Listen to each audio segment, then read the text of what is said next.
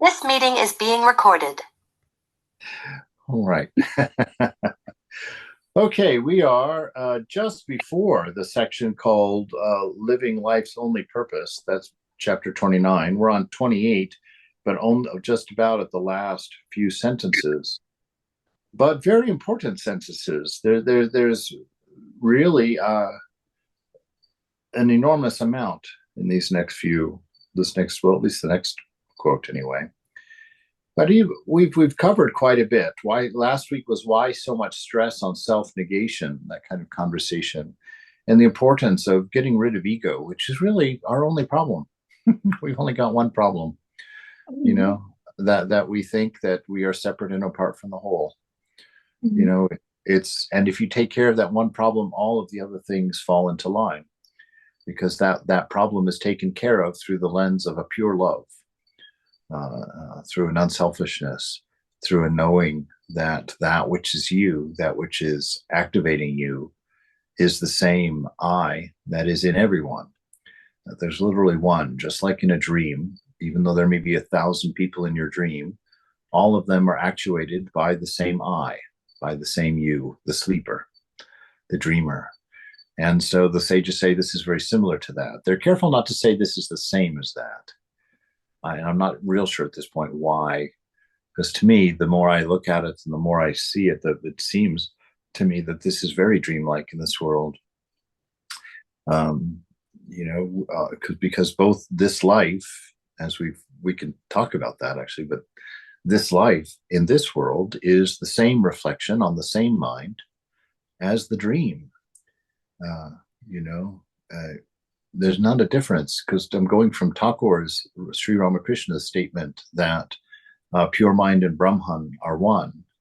So that pure mind, that mind without objects in it, that mind without thought waves, really the mind with no me and mine in it, is the same as the absolute unchanging, the divine principle, the noun of Satchitananda. And we are the verb. Our ego causes us to be the verb of that divine principle, of that love, wisdom, and being. And it's kind of fascinating to be able, and I really have come to believe that this is the reason that we dream. That's my own statement. Scriptures don't necessarily say that. I haven't seen it yet anyway.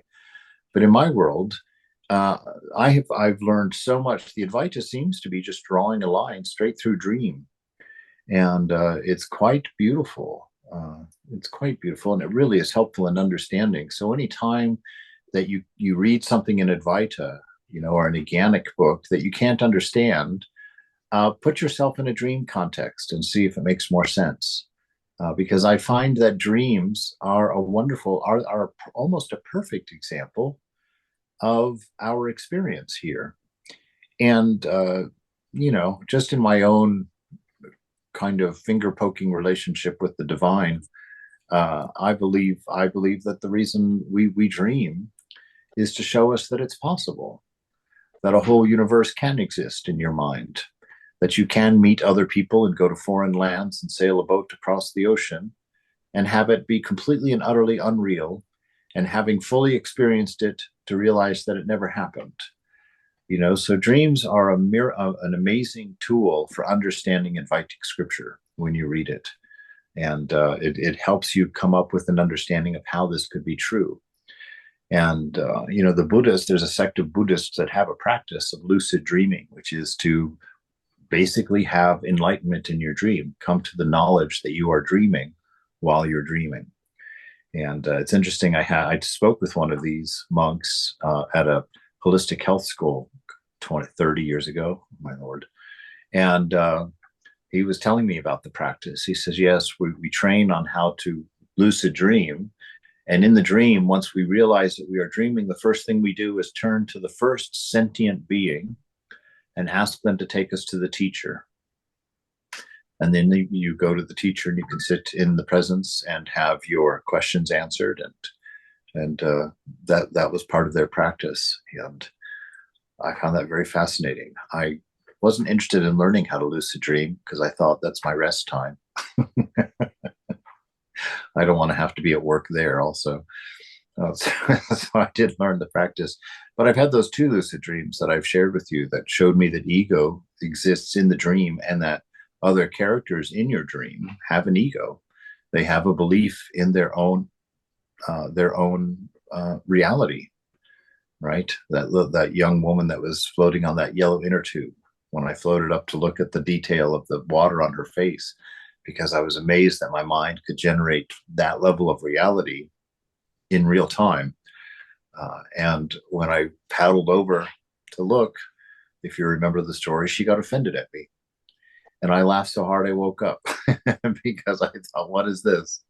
Someone in my dream, someone who's fully created by me, who's mine entirely. Everything that she is using to have her sense of self is mine. And she got offended at me and, yelled at me for coming too close to her without knowing her. And that was the most hilarious thing to me. But when I woke up, I couldn't sleep because I had really understood. I saw how we can all be one and yet have this ego in us that makes us feel separate, that makes us feel other, that we don't realize that we're sharing the same dream. This is the beloved's dream, as it were, and that we are all composed of the beloved's mind. And we are all generated by the beloved's love, the beloved's wisdom, the beloved's existence. And so we use all of that. So he is the sleeper, is the one Satchitananda, she, that is the background of our existence. And when we exist in the dream, our existence is borrowed from the dreamer. Our wisdom is borrowed from the dreamer. Our love is borrowed from the dreamer. And our entire world is borrowed from the dreamer. And so it is in waking state. In waking state, your existence, that's why we say God does not exist, right? Because the dreamer doesn't exist in the dream, except as a character of the dream, oddly enough. But the dreamer is that divine principle, that Satchitananda. And then the whole dream is the vibration of that. It's the expression of that divine principle. And so it is in this world.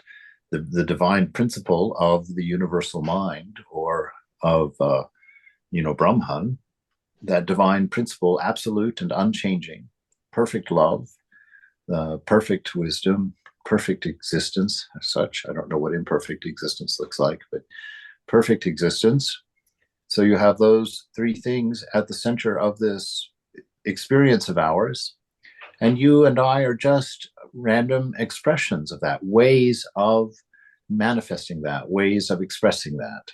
So our whole life is an expression of that divine principle of love and wisdom through our being. And every one of our lives is a story of love and wisdom in all the ways that it can be expressed through, different levels of ignorance, different levels of aversions and attractions. So all of that, just a background of what we've been talking about forever. His first question this morning to Maharaj, to Sri Nisargadatta, and as you know, this whole book is a conversation between devotees like us and Sri Nisargadatta, who is enlightened and a cigarette maker at the same time. Why is there so much suffering in love? Fantastic answer. Question. Maharaj, all suffering is born of desire. True love is never frustrated. How can the sense of unity be frustrated? What can be frustrated is the desire for expression, such desire of the mind. As with all things mental, frustration is inevitable. All right, so what is it in love that causes us suffering? It's because we have a desire. We have an expectation of that love, right? I had this marvelous conversation about arranged marriage the other day with somebody. And we came to this conversation again about an arranged marriage versus a love marriage. And one of the points that always comes up is love marriages are almost doomed from the beginning because there's this Disney princess expectation that our new Prince Charming is going to fulfill us, is going to complete us, going to we even talk about that, my other half, as if I'm not whole in and of myself, that I need a partner or an other to make me whole, to be fulfilling. And of course, that's not going to happen. No one in this world can take on the responsibility of being someone else's happiness, right? Either they're just going to get so tired of carrying that weight all the time, or the other person is going to be so tired of being served all the time. It's not going to work. And one of the strengths of arranged marriages that we decided on, just as casual conversation, was the fact that you can enter into that relationship with very little expectation. It's like, okay, well, we got to build this together and make it work, because we are each other's millstone or inspiration, depending on how we are together. And so it's like that in this world. So when we enter into anything, the moment is such an important tool for eliminating desire, because in the moment you very rarely desire anything in the moment itself. It's always the memory of something else or the imagination of something else that makes the moment not okay. And a lot of the inner peace that I've discovered in the last few years has come from this practice. Like when I'm getting stressed out about, I always say my relationship with parents, which as a monk can be a very tricky thing. That, when I'm feeling that anxiety or that, unhappiness in that, I come back to the room I'm in. I'm sitting here. There are no parents here. So there are no parental problems here. And so let's put those on a shelf and let those exist when they need to exist. Let's let them be part of the proper moment. They're not part of this one. And if we keep ourselves oriented like that, the wonderful thing about the moment is it presents to you a very manageable amount of being, one moment at a time. You don't have to deal with the rest of your life or the 100 years behind you. You just be in the moment, be in the room that you're at, look at what you've got in front of you that you're doing, and be there and do that and keep going. And understand that in that clarity, that space to think that you get when you learn to have that discipline, then you have so much more space for the understanding that the moment that you're in is the divine, is God, and that your relationship with this moment is that relationship with the divine. Now, we're in Advaita, so we don't like to personalize God, although we don't get rid of God. God is the ultimate realization. That is the one without a second. Our ego, ourself, is the imaginary thing. So in Advaita, we disappear, but not God. So that's the license that through which I talk about a lot of bhakti or a lot of presence of God, even through Advaita. Because even though they're different paths, they're going to the same place. And that place is God. That place is the divine. In whatever way, call it the ultimate reality, or call it my beloved, or call it Sam. Whatever you want to is fine, but go forward. So all suffering is born of that desire, that discontentment. And discontentment is always caused by attachments, right? Rising attachments. Something in the moment reminds you of an attachment. The attachment is not there in the moment. Desire is born, and misery happens at that point. True love is never frustrated, because true love is complete. True love is completely stable. It's the one without a second. There's no lack. There's nothing, no imbalance. So that pure love, that true love, is never frustrated, because it is based on the sense of unity. It's one of the Christian scriptures I made a big impact, obviously, because I mention it pretty regularly, is Jesus' last prayer on the planet, which to me was significant, because I thought, if you know it's your last prayer on the planet, it's going to be fairly meaty. It's going to be right at the essence of things. And sure enough, it is. He's praying to the Father for what? For one without a second, that they may be one with me as I am in you, and that unity may be bound together by the cord of love, by perfect love. So his prayer is for that, for a unity born of perfect love, right? But desire is always of the mind, right? It's of the impure mind. Desire always comes when we add those two ingredients which really agitate our mind, me and mine. And the reason that they agitate mind is because they are unnatural. You are not a particular and never have been.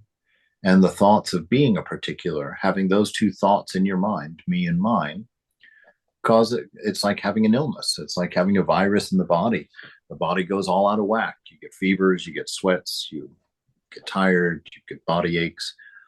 And so this is our problem. We've added these two foreign concepts to the mind and believed them, attached to them.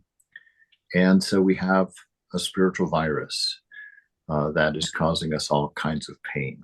That's where it's coming from. So, oh my, how did he get to this question?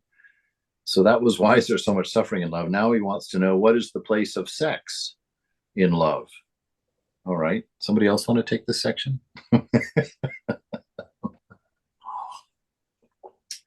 Love is a state of being. Okay, so love is a state of being. Yes, because there would be no action in love, in one sense, in perfect love, because there's no action, because there's perfect contentment. So pure love would be a state of being, a state of existence, an isness, exactly the I am of God, and God is love. So love is a state of being. Sex is energy. Love is wise. Sex is blind. Once the true nature of love and sex is understood, there will be no conflict or confusion. Question: there is so much sex without love, Maharaj. Without love, all is evil. Life itself without love is evil. That's the very definition of evil, actually. The Christians would say it, well, they would say that hell is anywhere God isn't, which was always a big struggle for me, because I thought, if you have an omnipresent God, how do you have somewhere where he isn't to call hell? But we can imagine it. We can make it in our mind, for sure. We can imagine a place without love. And when you pay attention, you see that love is the bedrock of everything. And if you don't believe it, turn on the radio, listen to a few songs, pick up a poetry book, read a few poems, pick up a couple of novels and read them, go see a few movies, read them, look at the things that are causing the most troubles in the lives of your friends. it's love, right? It's love. We are very clearly of the nature of love. It is no surprise that our fundamental nature is love, because even though we're lousy at showing it with any equanimity, we obsess on it. We don't do anything without having a sense of love toward it, right? And that if we're doing something for aversion, it's the same thing, just from the reverse side in it. So without this love, it's evil, which means it's actually something we don't have to worry about, because love is fundamental. There is no way to be without that love. Oh, wow. A new idea just popped in my head. That this lack of love would actually be egoism. Because egoism is exactly that. It's a sense of separation from the divine, from the whole, which is love. And so pure ego would be pure evil, interestingly enough, disturbingly enough. That seems so very close and so very dangerous. Yes, indeed. So without love, all is evil. Life itself without love is evil. What can make me love? Maharaj, you are love itself when you are not afraid. That's a beautiful, beautiful thought. The only thing that causes selfishness is fear. Because when you've made yourself separate, you've made yourself small. And in that smallness, you defend, right? And the more isolated you feel in that smallness, the more vicious your defense will be. And so a lot of our troubles in life come to light through this, when we feel threatened, when we feel afraid. And if you think about it, all the vices, really, you could describe them as originating in fear. Jealousy is what? It's the fear of losing a lover, right? Envy is what? Fear that somebody has something more than what you're able to have. Anger, right, is the fear of losing what you desire, or having lost what you desire, being afraid of doing without it. So you could draw it that way. I did see, well, anyway, yeah, in one of the times in my life, through a kind of experience, I saw face to face that primordial fear in myself. I saw that it is what makes me cling to things, because I cling to things for safety, right? And I think that's a universal thing. If we look deep into us, this disease of egoism makes us cling and take security in things of the body mind, because the body mind is what causes that limitation, causes that smallness, causes us to feel separate, our identity with that, right? And so we in that smallness and in that fear, we begin to cling to things around us, looking for things that represent what we know to be our nature: infinite oneness, infinite power, infinite love, infinite wisdom, all of those things. So you are love itself when you are not afraid. So when you're being your most horrible self, or in a very challenging situation, be quiet and ask yourself in a very gentle voice, instead of attacking yourself, instead of trying to fix it through force, stop and give some compassion to yourself, and see, just through the silence, not attack, but through silence, what are you afraid of? Take care of that fear, and probably that situation will take care of itself. That need to retaliate, or that need to fight, or whatever it is. All right, so we go from life without love is evil to the fact that living is life's only purpose, which would kind of indicate that loving is life's only purpose, right? If you take those ideas together. So living is life's only purpose. It's kind of funny, since it's sort of the definition of life from a perspective anyway. Questioner, what does it mean to fail in yoga? Who is a failure in yoga? Maharaj, it is only a question of incompleteness or incompletion, right? So failure is just not completing, not finishing. It's not a permanent statement of a situation. It's just you haven't gotten there yet. And so you failed. You were given this amount of time and you failed. But it's not a failure we can identify with, because we get to sit down and try again, even though we haven't completed it. And that's the compassion of God.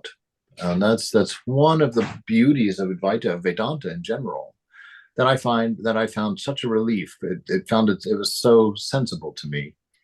The tradition, as a fundamentalist Christian that I had grown up with, you had one chance. This is it. You mess it up, well, you're going to be roasted in the toaster forever on high, and there's nothing you can do about it. And I, even as a kid, that sent my head wonky. I was like, how's that possible? And the two things that finally really opened my heart to the Vedanta was the fact it took care of two problems that I had in my Christianity. One is, how can an unconditioned love create a hell? If there's no conditions of that love, then why are conditions being presented? So that was one problem. And the second one was, how can you have an eternal punishment for a finite crime, and at the same time use justice as the name of your beloved, right? These things don't work together. And that's not to throw away Christianity. That's to adjust some misunderstandings of the nature of God, from which much of, because Jesus didn't talk about hell hardly at all. So I don't even know if he talked about it at all. He always talked about this place, Gehenna, which was basically the trash heap outside of Jerusalem, the place where everybody threw all their old stuff. And so he was saying that was where you get cast. You become, if you're not of love, there's no use to you. There's no, what do you have to contribute without love? without selflessness. All right, so to fail in yoga is really just a question of incompletion. He who could not complete his yoga for some reason is called failed in yoga. Such failure is only temporary, for there can be no defeat in yoga. This battle is always won, for it is a battle between the true and the false. Right? So let me just quickly make a change here. All right. Everybody's welcome to unmute anytime that you would like. So your failure is only temporary. All right. So let it be temporary. That's my suggestion.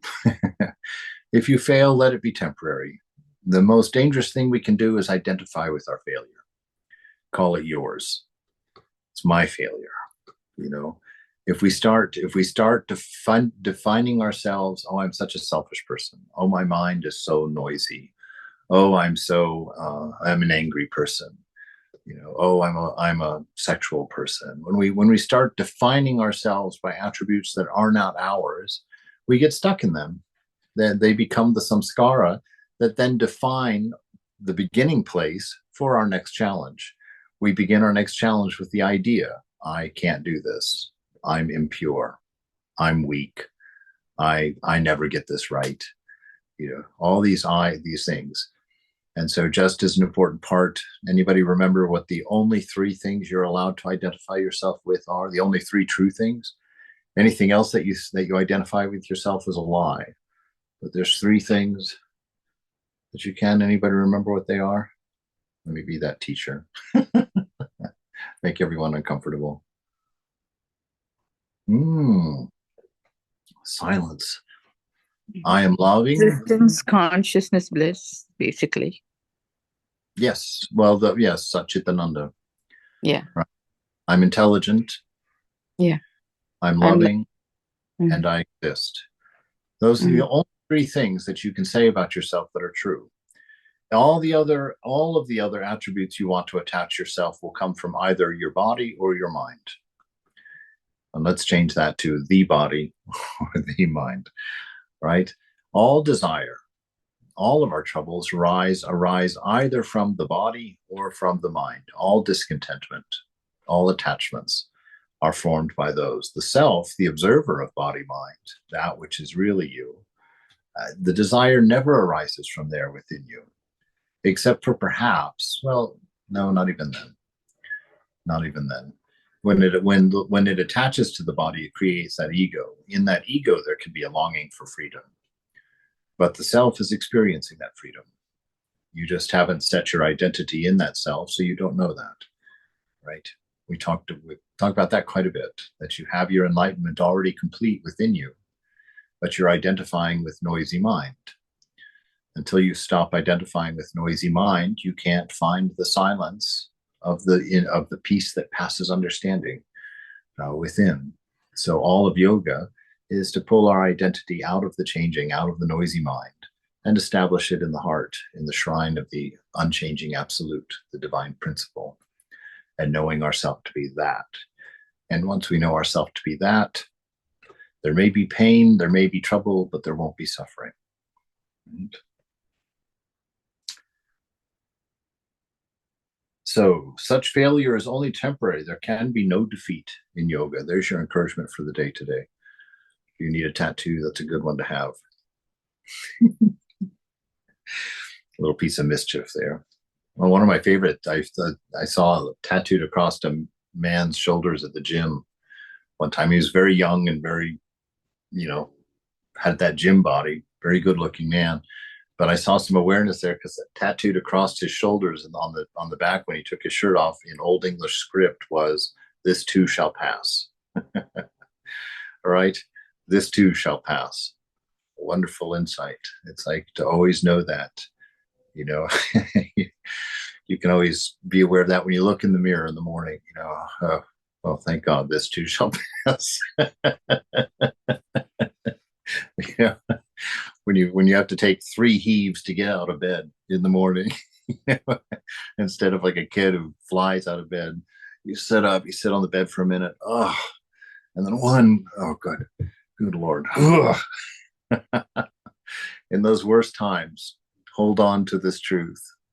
Number one, there is no defeat for you. Number two, this too shall pass. And be free. All right. So who fails? The person? Oh, wait, we didn't finish there. The battle is always won, for it is a battle between true and the false, right? The existing and the non-existing, the real and the unreal. And that's helpful too in helping us overcome our wrong thinking. To remember that this is not two equal options. Well, I could be a mean person, or I could be a nice person. No, you can either be who you are, or you can build on your life on what you are not. Yeah. Right? If you build your life on what you are not, you're eternally unstable, always insecure. So when you build your life on egoism, on the idea of a body and a mind, you're hungry for the rest of your days. You've left the Garden of Eden, as it were. You've entered into the curse from the divine. It's impossible to ever complete anything or ever finish anything. What's that? It's impossible to ever complete anything or ever finish anything. Well, that's an interesting statement. Where are you going with that? Nowhere. It's just impossible. I mean, it just can't be. And that is it seems to me anyway, it's like an eternal principle. Yeah, you're right. I mean, you are right in the sense of, in a dream, do whatever you want. Nothing has been accomplished. So nothing has been finished, right? You can build a castle in your dream. You wake up in the morning and sadly you're still living in your room, you know. So it is true in that sense. But the antidote to that is that everything already is complete. The whole the whole balanced truth of existence, right, is that balance. Once we find that balance, once we balance the three gunas, right, we'll balance two of the gunas, allowing the third guna, then we find our freedom. Right? We are complete at that point, but not because of what we did, but because of what we realized. And it's always important. Mother's just making me riff along here. One idea is following another, you know. No, I see exactly what you mean. Yeah. Yeah. So it's already whole. We're already complete inside. We just have to stop believing ourselves to be a subset of anything. So who fails? The person or the self? Now, it's interesting. He says he was just told that there is no failure. And now he wants to know who fails. That's Maya. That's Maya. That's how we are. And that's why Thakur is so adamant about assimilating these teachings. Don't let them remain in your head. They don't belong in your head. They don't belong in your head as ideas.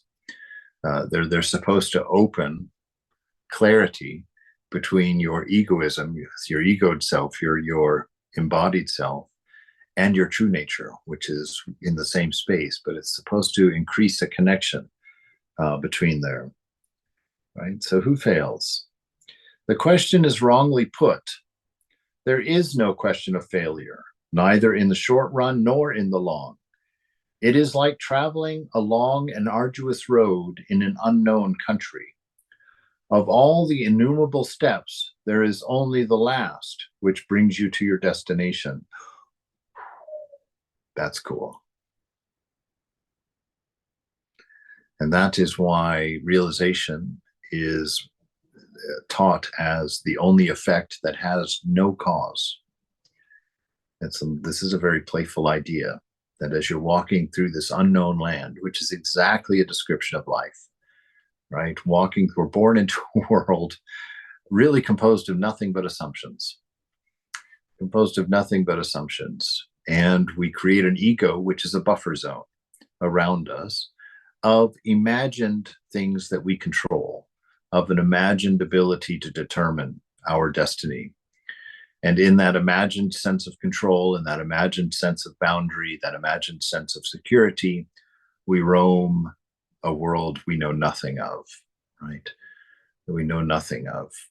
Does not take very much questioning in any direction to get to the I don't know.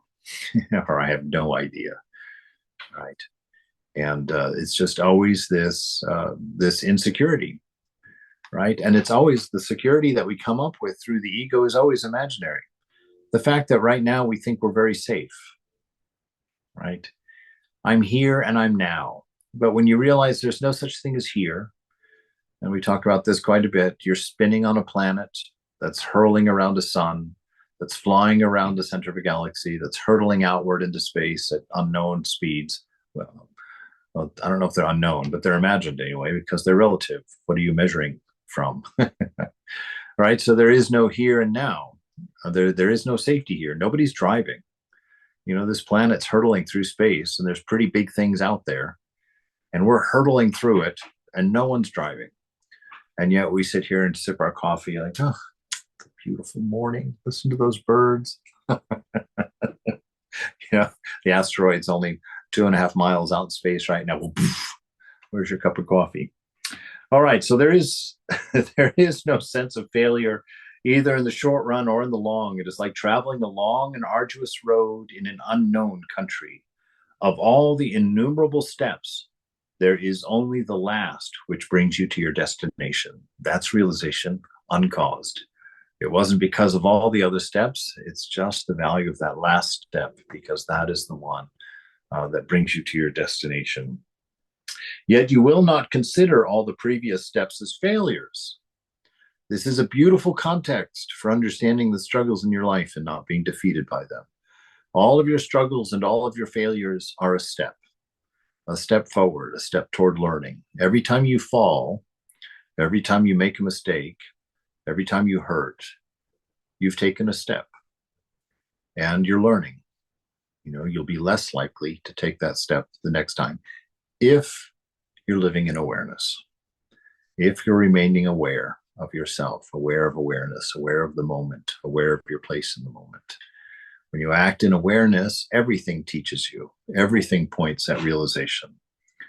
When you are in ignorance, everything points at your demise. Everything takes you in the wrong direction, right? You just kind of, which is really just an eddy, a whirlpool. You'll sit there going in circles instead of moving forward. That's not even true that. You'll go in circles for sure, but you'll go in circles in a corkscrew. So you're still moving forward. You're just spending a lot of energy moving forward. Of all the innumerable steps, there is only the last which brings you to your destination. Yet you will not consider all of your previous steps as failures. Each brought you nearer to your goal, even when you had to turn back to bypass an obstacle. In reality, each step brings you to your goal, because to be always on the move, always learning, discovering, unfolding, is your eternal destiny. Living is life's only purpose. The self does not identify itself with success or failure, right? Any identity is egoism. If you claim an attribute, a particular, you're cutting yourself off from anything that is not that. We don't want to identify with anything, or we want to identify with everything. It can look both ways. You have every attribute available to you. Don't pick one. Leave it in a full, infinite potential. And that is your nature. That is who you are. Infinite potential. Living is life's only purpose. The self does not identify itself with success or failure, right? Success makes, identifying with success brings egoism.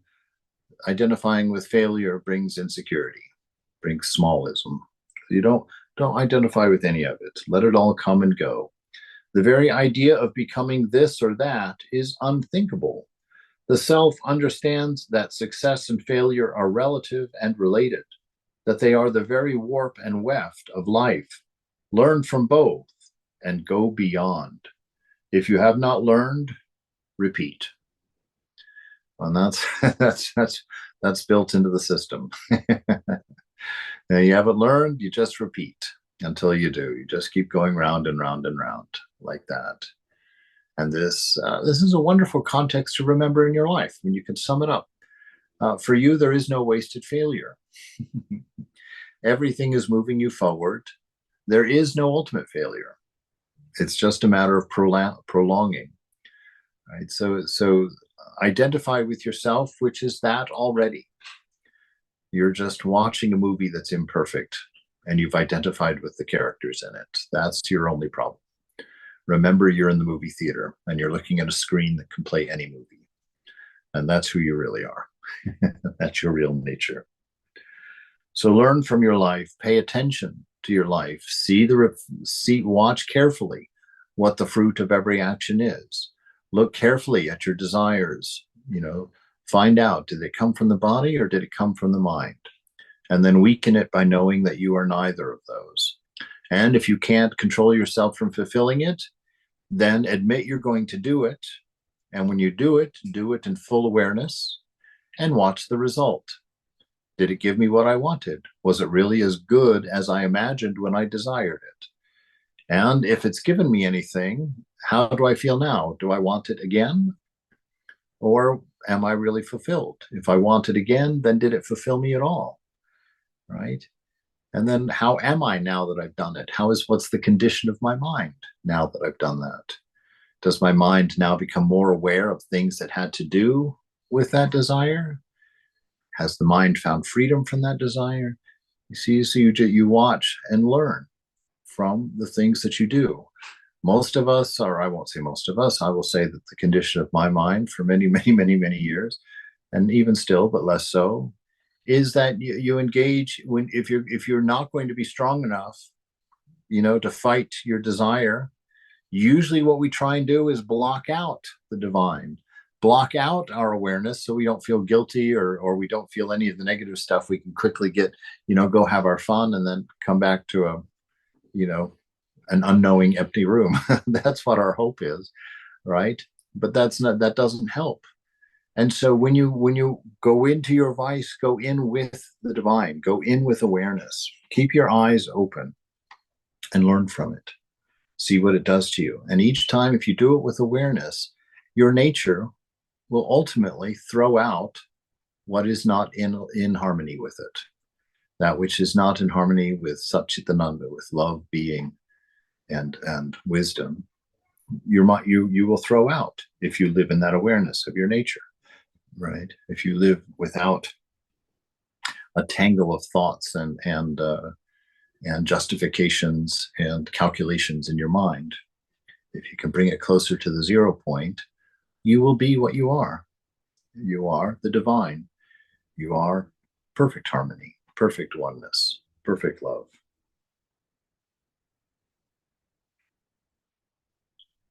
All right, so learn from both and go beyond. If you have not learned, then repeat. Well, what am I to learn? To live without self-concern. That's what you are to learn. To learn to live without self-concern. Your concern is always outside, looking to yourself everywhere. Really is what it is. It's not so much with, well, maybe it is. No, this is how Prabhupada would interpret this, actually. To live without self-concern is not so much a matter of living without self-concern, but expanding the sense of yourself to include everything. Right? So that your concern is never particular toward this first. That's the important thing. So you can live that way, but if you do, your life won't be fulfilling and won't be its maximum optimal experience. There'll be lots of suffering. There'll be lots of learning. There'll be lots of learning in your life. All right. So to live without self-concern. For this, you must know your own true being as indomitable, fearless, ever victorious. Right? What an antidote to depression that would be. Know the nature of yourself, not the nature of ego self, but the nature of yourself before ego, before mind. You're indomitable. You cannot be overcome. You're fearless because you can never die. You can never be hungry. You can never burn. You can never be wedded. All those nature, that's the nature of spirit, right? Infinite and boundless, fearless and ever victorious. Once you know with absolute certainty that nothing can trouble you but your own imagination, you come to disregard your desires and fears, concepts and ideas, and live by truth alone, right? So once you know your nature, you come to disregard your desires and fears, right? But the most important thing, not most important, but very important thing, is that first thing he says: nothing can trouble you but your own imagination. So this is interesting. Your imagination is very real, right? It projects all kinds of things into the world around you. These days more than ever, when we've become so tribal in our worldview, at least in this country, just so tribal in our worldview, that we look at a complete stranger and we'll assume a whole cacophony of things based on what we assume them to be. By they're wearing a red hat, or if they're wearing a blue hat, or if they're not wearing a hat. All these different things. We will look at people and make all kinds of assumptions about them. I dealt with this a lot, even this weekend. Meeting lots and lots of new people, and being presented as a swami to them, and when you're presented as a swami to a room full of strangers, you have no idea what's going on out there, what people's thoughts are. You'll find people that saying that, being introduced as that, instantly you're a charlatan or a problem child. To some people, you're a god, and suddenly they just want to come over and get as much blessing as they can from you. And some people don't have any idea what you are, what that means, right? And so this is life. This is the way we go forward. So make no assumptions, have no opinions, have no preferences, have no aversions, accept the moment fully as it comes, isolate out of it what is real and what is not real, and express. Be. Take your moment, right? And don't have any particular interest about this particular body, and this is this mind. And do that by remembering I'm in a dream. I'm in a dream, and this is Mother's dream. Right? I said that so many times driving back from New Mexico yesterday. I just kept looking around and just kept reminding myself, I'm living in Mother's dream. And if I'm living in Mother's dream, she is the one manifesting. And if she's the one manifesting, she's the one responsible. And if she is the one responsible, then I have no karma. And if I have no karma, I'm free to love equanimously, without restriction, without condition, without circumstance. And you just keep going. You just keep remembering that, remembering that, remembering that, remembering that.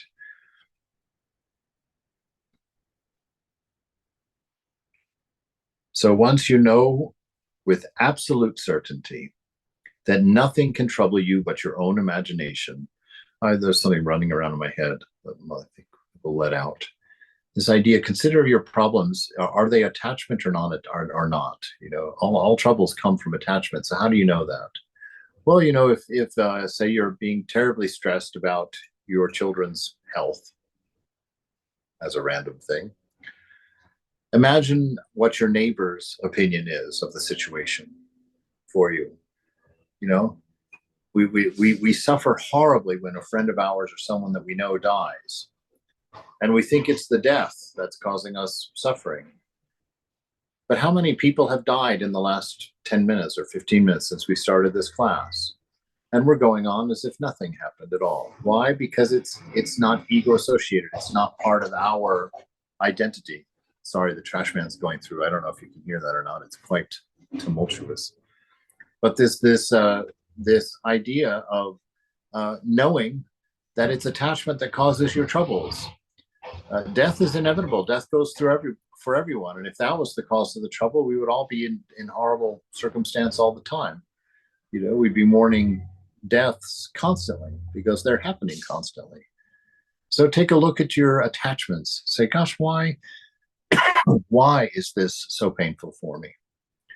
And suss it out. The first thing I always do is say, is this attachment coming from mind? Is it a need of mind, or is it a need of body?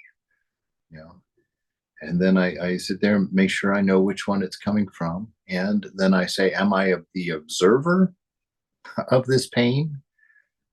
You know, because it belongs to body mind. Both of those things have to present to me. I'm separate from them, and I've learned that from watching, from seeing. And if it's coming from body or mind, I'll say, well, all right, is it being presented to me? Then it's not of me. And if it's not of me, why am I attaching so deeply to it? Why am I clinging so hard to it? And when you see that you are clinging hard and that it's for a wrong reason, then you sit there and just keep reminding you of the truth. I'm ever free. I'm blissful. I can't be beaten. You know, this body will fall. This body will drop. One of the weird things that is true, but it always sounded a little weird to me. Time heals all things, right? What is this going to look like in 5 days, 5 years? You know, is that going to make a difference to me? And I shared that example of taking that history final in college that I did. It was my last final. I didn't study for it at all. Went to bed early the night before and just ignored the fact that I hadn't studied at all for it. I'm walking to the final. I'm going into a panic. Oh my God, I didn't study at all for this thing. Right. And then the thought struck me, even back then in college. I thought, just go take it. In 5 years, you're going to laugh at this. 5 years, it doesn't matter. Pass or fail, it's going to be a chuckle. You're going to remember this moment. And so that's a very good thing to do, to look at a problem at the moment that's really grabbing you and add 5 years. Say, what's this going to be to me in 5 years? Look back 5 years and see if you can see a similar experience. It falls into its place, right?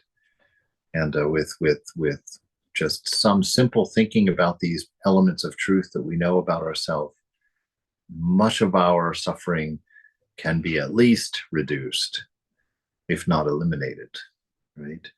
It's that famous statement, because pain may be inevitable, but suffering is always optional.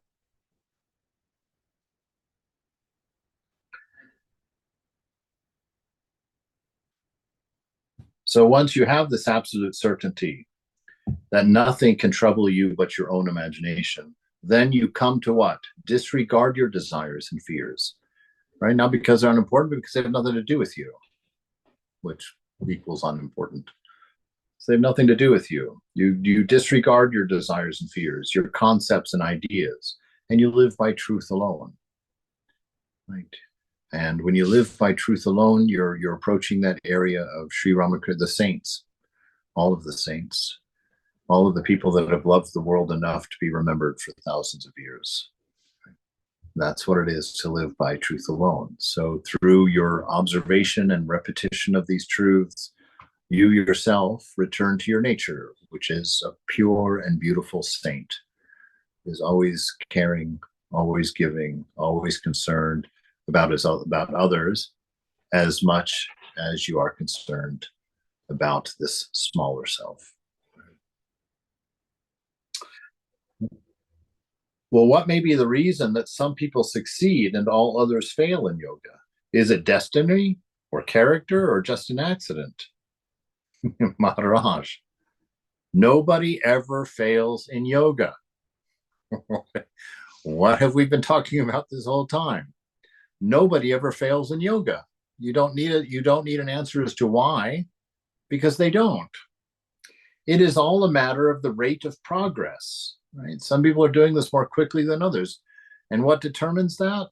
Their sincerity and earnestness, their dedication to truth, and their knowledge of their nature as love.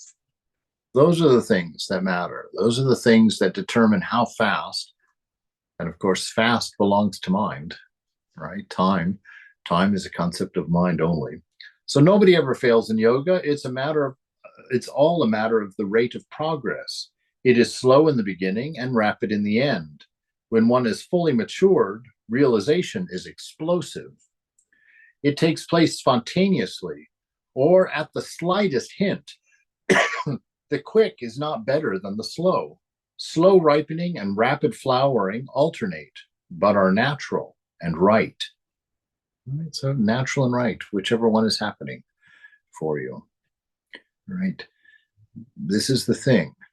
This moment is already perfect.